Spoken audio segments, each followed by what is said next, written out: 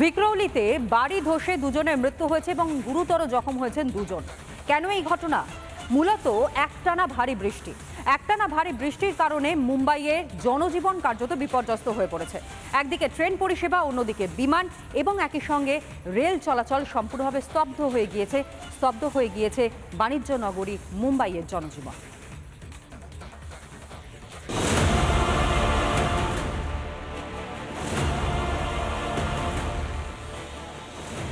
বৃষ্টিতে তছনছ মুম্বাইয়ের ভিক্রোলির জনকল্যাণ সোসাইটিতে ভারী বৃষ্টিপাতে হুড়মুড়িয়ে ভেঙে পড়ে একটি বাড়ি।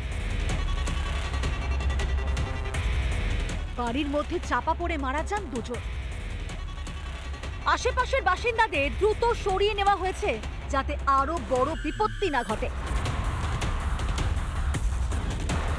লাগাতার বৃষ্টিতে রাস্তা থেকে রেল ট্র্যাক জলের তলায়, জলে ডুবে দাদারের রেল লাইন। নবী মুম্বাই কার্যত জলবন্দি মুম্বাইয়ের কিংস সার্কেল এলাকা।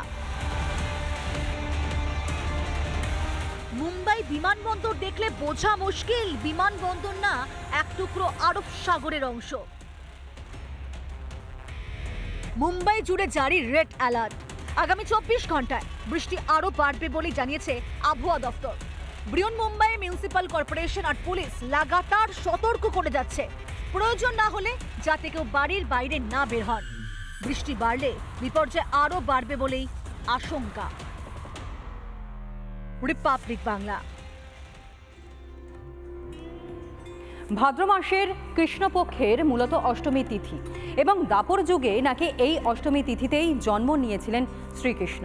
শ্রীকৃষ্ণের এই জন্মদিন অর্থাৎ জন্মাষ্টমী, আজ জন্মাষ্টমী উপলক্ষে সেজে উঠেছে গোটা দেশ।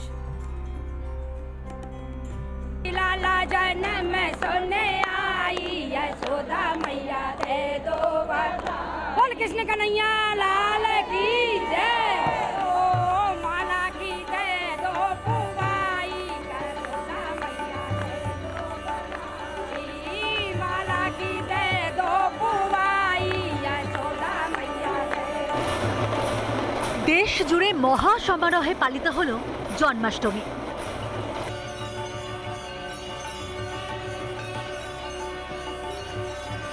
আহমেদাবাদ, মথুরায় উৎসবে মাতেন ভক্তরা।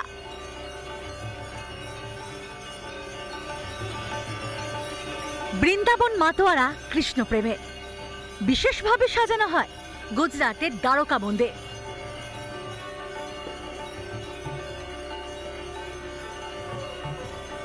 জন্মাষ্টমী উপলক্ষে সামাজিক মাধ্যমেই দেশবাসীকে শুভেচ্ছা জানালেন প্রধানমন্ত্রী নরেন্দ্র মোদী।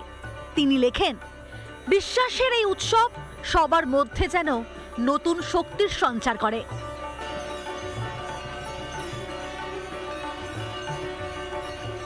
মহা সমারোহে জন্মাষ্টমী পালন এ রাজ্যেও সেজে উঠেছে মায়াপুর।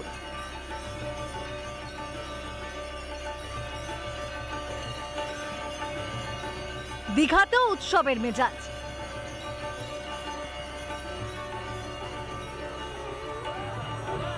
কৃষ্ণ জন্মাষ্টমী উপলক্ষে পুরাতন মালদার বাচামারিতে পদযাত্রা কৃষ্ণ ভক্তদের।